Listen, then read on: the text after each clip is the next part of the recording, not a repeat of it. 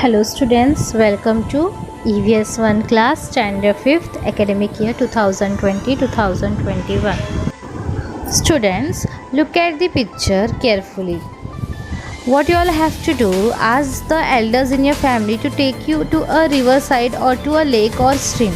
As you can see, there are grandpa and one girl and one boy and a dog. What they are doing, they are observing the various living things. You can also observe in this picture different types of living things. Okay students, now what you all have to do, make a list of all the living things you see there. If you do not know the names of any living things you see, make a note of them, describing their shape, color, sound, shelter, etc. or draw their pictures. Count how many types of living things you see. Now repeat the activity near your house, in the school garden or in a field.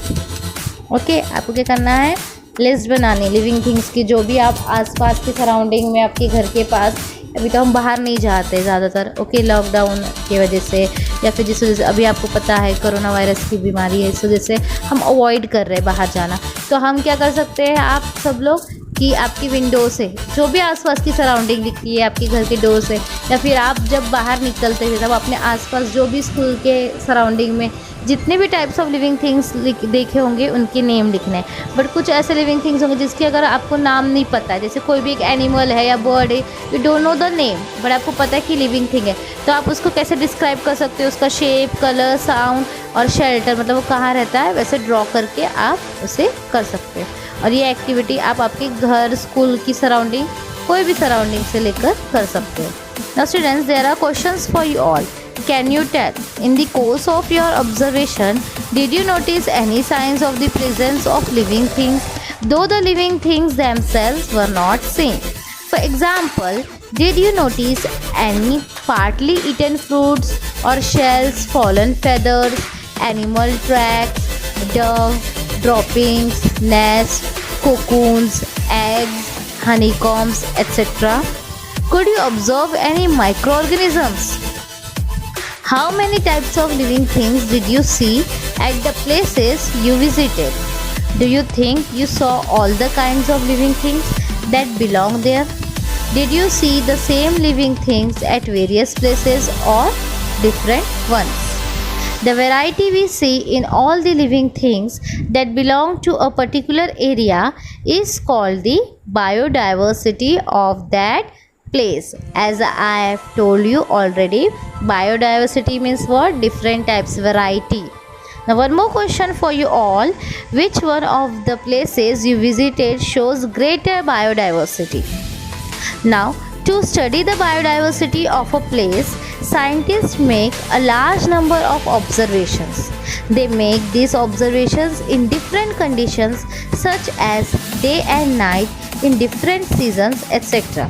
अगर हमें हमारे आसपास की surrounding के बारे में जितनी भी बायोडाइवर्सिटी, मतलब वैरायटी ऑफ लिविंग थिंग्स है, जो भी जिनके बारे में इंफॉर्मेशन जाननी, तो साइंटिस्ट क्या करते थे, इसके लिए बहुत ज़्यादा ऑब्जर्वेशन करना पड़ता था. तो वो क्या करते थे, कभी डे टाइम पे ऑब्जर्वेशन करते थे, कभी नाइट टाइम पे करते थे, डिफरेंट डिफरेंट सीजन्स पे ऑब्जर्वेशन करते हैं. क्यों? क्योंकि हर टाइम पे कुछ ना कुछ चेंजेस होते हैं. They use special devices to make observation of living things that are found at great heights or depths as well as of microorganisms.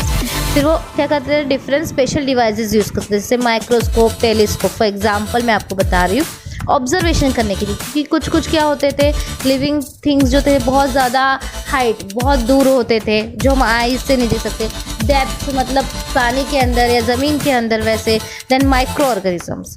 Observation of many scientist are brought together and studied again. फिर ऐसे क्या होता था, कुछ scientist लोगों ने अपनी observation की, फिर उनकी ऑब्जर्वेशन से सीख के जो अभी के साइंटिस्ट हैं उन्होंने और ऑब्जर्वेशंस की, फिर उनको और इन्फॉर्मेशन पता चली. सेम वे अभी की जो आप स्टडीज़ कर रहे हो, आप ये सब पढ़ के अगर आप कल को साइंटिस्ट बनते हो तो आप इस पर और ज़्यादा ऑब्जर्वेशन कर सकते हो, तो इससे और भी इंफॉर्मेशन पता चलती है. Only when all such efforts are made over a long period of time can we be sure of diversity of a place. Now let's learn about the environment. The surroundings and the conditions in those surroundings which affect the life of the organisms there are together known as their environment. Environment कैसे बोलते हैं? हमारे आसपास की पर्यावरण या surrounding, हमारी जो आसपास की जगह है और वो जिस कंडीशन में हम रहते हैं वो किस तरह से हमारी लाइफ पे इफ़ेक्ट करता है, ये उसे क्या कहते हैं? Environment. It includes many components such as different components of our environment are sunlight, air, water, soil, plants and animals, etc. Living and non-living things are dependent on each other. There is a lot of give and take or interaction between them. Environmental science studies this interaction. Now students, look at the pictures of the living and non-living things shown below. Discuss the mutual relationship between these various factors of the environment. Now you can see which animals, living things are present here and the non-living things here. And what you all have to do, you all have to understand the relationship between these various factors of the environment, how it is interrelated. If you see, the first one is a hen, then is insect, snake, rat, fish, tiger, then wood of a tree, rain, stone, then the cow, different animals, river, elephant, sun. Now let's learn about the food chain. Now look at this picture. What you see in this picture? There is a sunlight. It is the food of plants. In the presence of photosynthesis, plants prepare its food, and you can see the insects different. Then that insect eats the leaves, and the next insect, what happened? It is eaten by the bird. Now you can see a worm eats grass and leaves, a grasshopper eats worms, bird eats grasshoppers. Now we have seen that the food chain shows us that all the living things are dependent on one or another or each other for the food. Now can you tell students, who eats birds? What is the food of plants? Now look at this picture below. What is this? You can see it is a chain. It is linked with each other, joined with each other. There are several links in this chain. If the links were to separate from each other, could they be called a chain? No. Even though each link is a complete object, it is joined to the links before and after it. If your link comes loose, the chain is broken. In the first picture we see the sun, some plants, a worm, a grasshopper and a sparrow. They are all connected. Each of the components, plants, worm, grasshopper, bird, is the food for the next one. That is why we say that they form a chain. Such a chain is called a food chain. Each of these components is linked in a food chain. Now you can see here, look at the pictures. What is a deer's food? What is the food of the tiger? The picture below shows another food chain. You have to guess the missing link in it. Look at the first and the third picture. Think of the connection between them and complete the chain. In nature, there are many food chains. If one of the links in a chain is lost from the chain, can the food chain last? Let's learn about the food web. Observe the various food chains shown in the picture below. Now students, can you find the different food chains of which the worm and the mouse form a link? One living thing can be a part of a number of food chains that gives rise to the food web in nature. Now you can see in this picture a food web formed by the interlinking of several food chains. They are interlinked. Now you can see these animals, okay? They are how interrelated. The most important food in food chain is the plants. Every living thing gets its food from the environment. Many animals in the environment eat only plants. Other animals eat the animals that live on plants. but plants make their own food in the presence of sunlight using water and the carbon dioxide from the air. It means that plants are the main support for every food chain. You can see here how the plants takes the water in the presence of sunlight. It takes the carbon dioxide and gives out the oxygen. Now let's learn about the environmental balance. There are many food chains in our environment. Because of these food chains, every living thing gets the food it needs and therefore continues to live.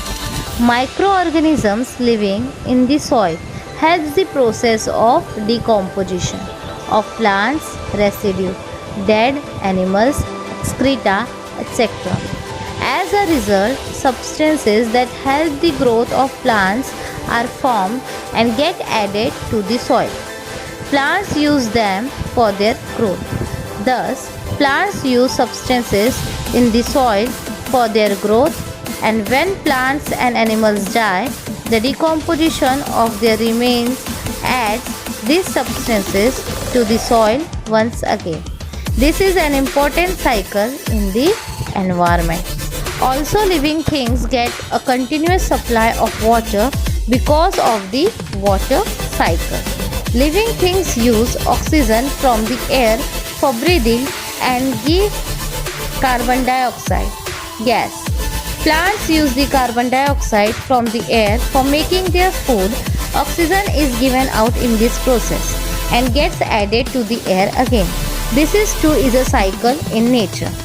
There are several other such cycles in the nature. Thus, there is interaction amongst living things and between living and non-living things in nature. The interaction go on continuously.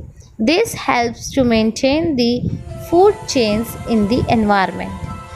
When the various cycles in the environment go on uninterrupted, environmental balance gets maintained. Now students, look at this both the pictures. In the picture 1 you can see a plant is preparing its food in the presence of sunlight, and what the plant is doing, वो अंदर अपने carbon dioxide ले रहा है और nature में air में oxygen provide कर रहा है.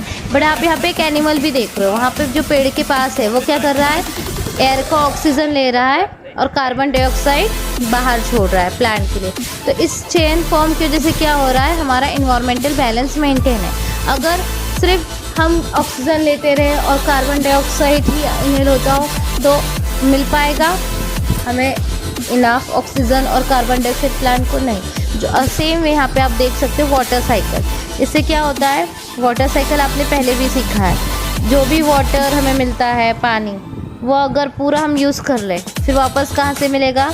तो ये वाटर साइकिल क्या होता है, सनलाइट में क्या होता है, इवेपोरेट होता है, देन अगेन क्लाउड्स फॉर्म होते हैं, अगेन रेन होती है, चेन फॉर्म हो रहा है. यहाँ पे भी आपने देखा है. मतलब हम सब एक चेन फॉर्म में इंटर रिलेटेड है, इसलिए ही इन्वायरमेंटल बैलेंस मेंटेन हो पाया. और अगर इसमें से एक भी चेन लूज होती है तो पूरा इन्वायरमेंटल बैलेंस डिसबैलेंस हो जाएगा. Okay. Now students, always remember, for the existence of living things, it is important that environmental balance is maintained. अगर हमें सुरक्षित रहना है, जिंदा रहना है, जितने भी लिविंग थिंग्स है, तो ये हमारे लिए बहुत ही इंपॉर्टेंट है कि हम इन्वायरमेंटल बैलेंस जो है मेंटेन करके रखें. Okay students, now let's summarize what we have learned. We have learned that there are innumerable types of living things on the earth. There is interaction between living and non-living things in the environment. Different kinds of animals, plants, and microorganisms are found in different regions of the earth. The water cycle, various other cycles, and food chains in nature help to maintain the balance in the environment. This balance has been maintained for thousands of years.